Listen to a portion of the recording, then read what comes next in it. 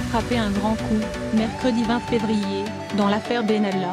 Dans son rapport, établi après 6 mois de travaux et une trentaine d'auditions, la commission d'enquête du Sénat a conclu à des dysfonctionnements majeurs, des contradictions, des omissions, des incohérences.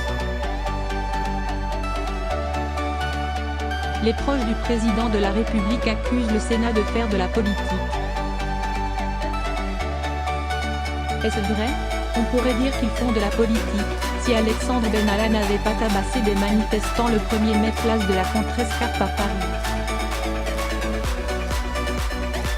Si Alexandre Benalla n'avait pas subtilisé des passeports diplomatiques. Si Alexandre Benalla n'avait pas fait disparaître un coffre-fort. Si Alexandre Benalla n'avait pas eu des relations avec l'étranger, alors qu'il était en poste à l'Élysée. Si Alexandre Benalla n'avait pas menti sous serment aux sénateurs. Benalla fait jouer les sénateurs. On peut crier au complot politique. Ce qui est arrivé à Benalla est aussi de la responsabilité de Benalla.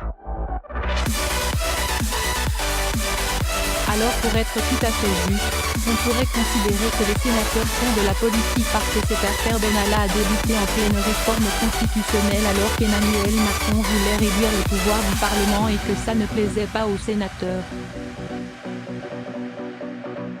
On peut imaginer quelque chose comme on va te rendre la monnaie de ta puce.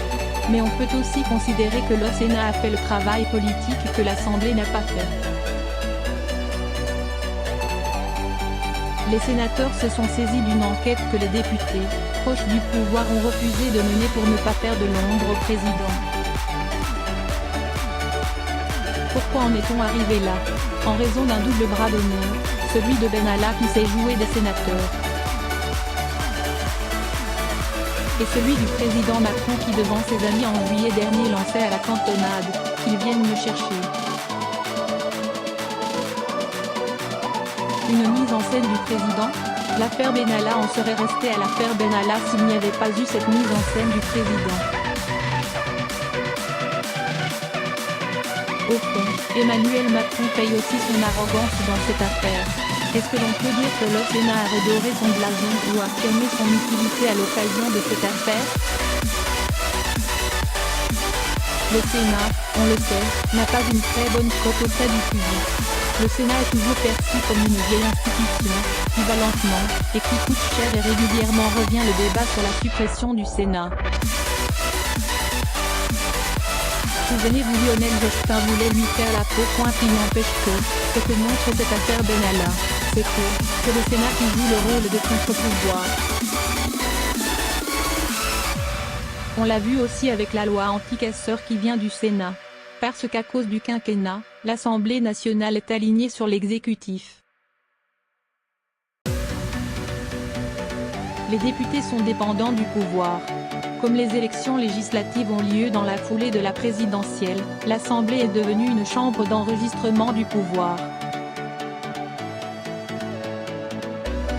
Tandis que le Sénat reste la chambre du contrôle du pouvoir.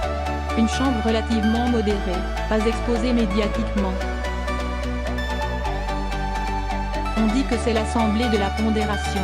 N'oubliez pas que c'est aussi l'Assemblée des élus locaux qui ont un poids non négligeable dans notre démocratie. On l'a vu au moment des gilets jaunes avec les maires.